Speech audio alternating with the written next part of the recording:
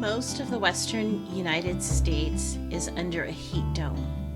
Many cities and areas are experiencing excessive heat advisories and heat warnings. It's hot out there and it is about to be mid July and it doesn't look like it's going to be letting up anytime soon. My name is Lisa. I'm from the 2 Acre Homestead, and my husband and I have been gardening since 2013, where we started in Phoenix, Arizona, in one of the hottest places in the United States. That is where I learned how to vegetable garden. And it's my goal to help you learn different tips and tricks on how to garden in such difficult conditions. Well, today I'm doing this recording inside of my office, and that is because it is raining cats and dogs outside. Today, what I'd like to do is talk to you guys about the 5 different things based on my personal experience gardening in Phoenix, Arizona at 117-degree weather, the things that you can do to garden when it's extremely hot outside. Point number 1: only harvest what you need. I know that seems probably counterintuitive to most of you, but it's the reality of the garden is it's hot and your plants are simply trying to survive. When you cut your plants back, you are actually causing stress because it's signaling to the plants, hey, I need to produce more leaves. Wait, especially when it comes to your herbs, wait until the temperatures have cooled down.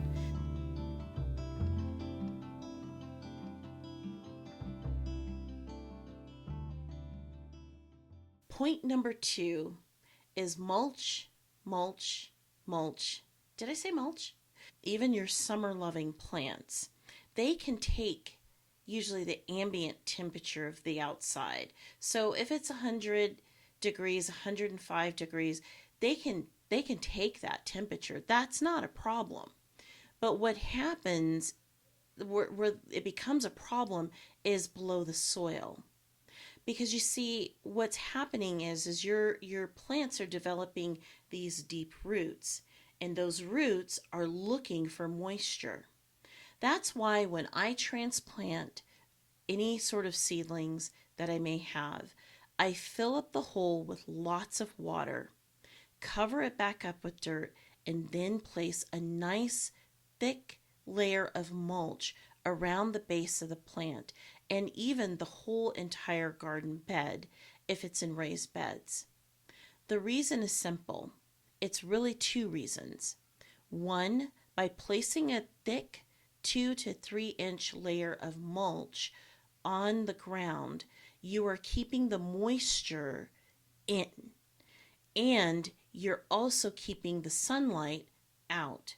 The sunlight will dry out the soil and it will also heat up the soil, effectively cooking the roots of your plants. So mulch is very, very key to growing a good garden. Now, there are different types of mulches that you want to use. Myself personally, I prefer using grass clippings. I think they are my number one go-to. Grass clippings are great because they put nitrogen right back into the soil. My second favorite is wood chips. I will always use wood chips. Now, again, 3 layers of wood chips, but you want to make sure that with all of these mulches that I'm mentioning, you also want to make sure that they are pushed away just a little bit from the stem of the plant. That will allow the plant, the roots of the plant, to breathe and not feel suffocated. Now, when we're talking about wood chips, not all wood chips are created equal. The wood chips that you can get at a local hardware store that have color in them is the type of wood chip that you may not want to use on top of your garden beds. And the reason is because all of that colorant that's in those wood chips can leach out into your gardens.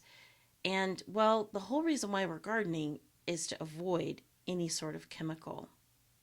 The other type of mulch that you can use is leaf mulch. Leaf mulch is one of my favorite mulches, but you've got to be careful with them because they can create a matted sheet of leaves, therefore blocking any moisture or anything coming through to your plants.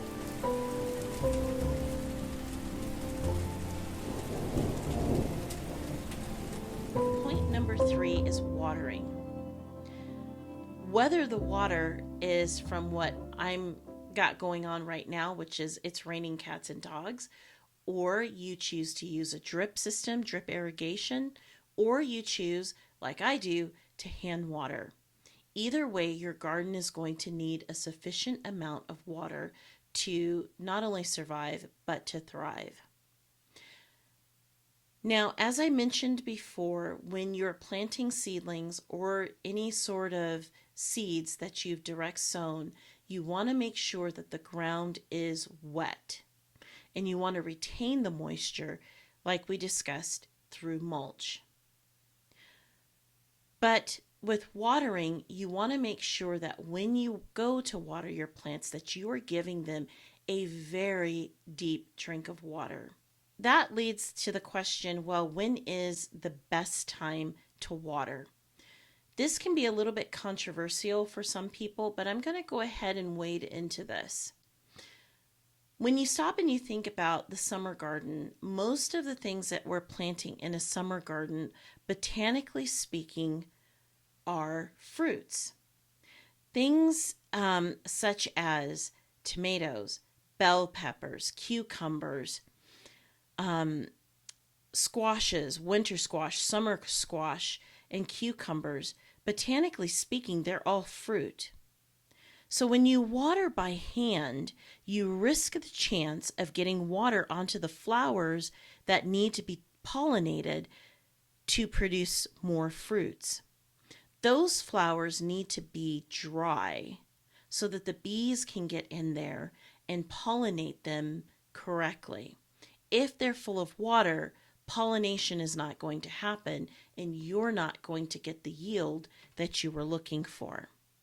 This is only the case with overhead watering, which is why I encourage people, if you are hand watering like I do, make sure you water at the base of the plant. Always at the base of the plant, never the leaves of the plant. Watering the leaves does nothing but contribute to disease and other problems, as we just discussed with pollination. Point number 4. Point number 4 is shade. Listen, it's hot out there, and if you're in the desert Southwest like I am, or in a place where it's really hot, it's hot, and the sun is brutal. I've been talking to other gardening friends that live around me, and we all say the same thing. The sun, the rays seem to be just really strong. These past 2 years has been incredibly strong. I have corn that I'm growing right now that's been sunburnt. It's been scalded from the sun, and there's nothing I can do about it. It's just from the sun itself. Well, I said there's nothing I can do about it, but there are a couple things that I could do. One of them is using a shade cloth. And shade cloth is an effective way of preventing your plants from experiencing what my corn is experiencing, which is sunburn. My only problem with shade cloth is I just don't like the way it looks. I live in a windy place. We get a lot of high winds, and I just don't want to be messing around with the shade cloth every time the wind decides to kick up. Another way to handle shade in your garden is learn how to trellis south facing. I do this often in my gardens because the sun, when it's the way that it's positioned in the sky where we are, it's at its strongest in the south, and that is in the summer. So by providing trellising south facing, that will cast a shadow on any plants that grow behind it, therefore giving it some dappled light, or in some cases, solid shade during the hottest part of the day. The other thing that I love to do is intensive crop planting. Intensive planting takes square foot gardening to a different level. What basically you're doing is you're taking your plants and you're cropping them together just insanely close. And the idea behind it is you want to have crops that are tall and crops that are short. And you want them all growing very close together, because the taller crops, let's say okra, for example, they can take the sun. They like the heat. It doesn't bother them. But what you can do is at the base of that, maybe you can grow, I don't know, something like, dwarf tomatoes, or some sort of smaller plant that maybe doesn't like as much sun. Point number 5. Remember, during any sort of heat warning in the summer months, your garden really is just simply trying to survive. That being said, if you're under a heat warning like we are, do not, under any circumstances, provide your garden with synthetic or organic fertilizer. What happens when you fertilize your plants, whether synthetically or organically, is it signals to the plant that it needs to start producing whatever it's supposed to produce, probably fruit. And that is going to create a level of stress for your plants. I hope you're noticing a theme here. You don't want to stress out your plants. They're already under enough stress. Put yourself in their shoes. If you were out there all day long, how would you feel? You wouldn't want the extra stress, and neither do your plants. So the best thing for you to do is just to simply wait. Wait until it cools off just a little bit for you to go ahead and fertilize your plants. Well, if you've lasted this long, I have a bonus tip for you and a little bit of a personal story. I am a crazy gardener. I love gardening. I wake up at like 4:30 in the morning sometimes just to get out into my gardens because I love gardening so much. But we have a strong and hard fast rule here in our homestead, and that is we wrap it up by 10 o'clock. 9:30, 10 o'clock is quitting time here on our homestead. Now, some of you might be thinking 9:30, 10 o'clock in the morning? That's when you're quitting? Yes, it is. And there's a reason why. I have suffered from heat stroke before in the past. That means I am incredibly sensitive to the heat. I don't want the same thing to happen to you that has happened to me. Take care of yourself. Hydrate yourself. If you know you're going to be gardening, let's say you're watching this and you say, tomorrow I'm going to go out in the gardens and I'm going to be out there for a good amount of time. Hydrate yourself the day before. Make sure you're fully hydrated, you have all of your electrolytes, and keep hydrating yourself while you're out there. Take breaks frequently and stay in the shade, just like your plants. They need a little bit of dapple shade, and so do you. Wear hats, gloves, and any sort of other protective gear. And another bonus tip for those of you that are in the desert Southwest. If you follow us on Instagram, you know likely what I'm just about to tell you. It's snake season. Be careful out there. Rattlesnakes have woken up and they are out in full force. Keep your head on a swivel. Know what you're looking for your particular area.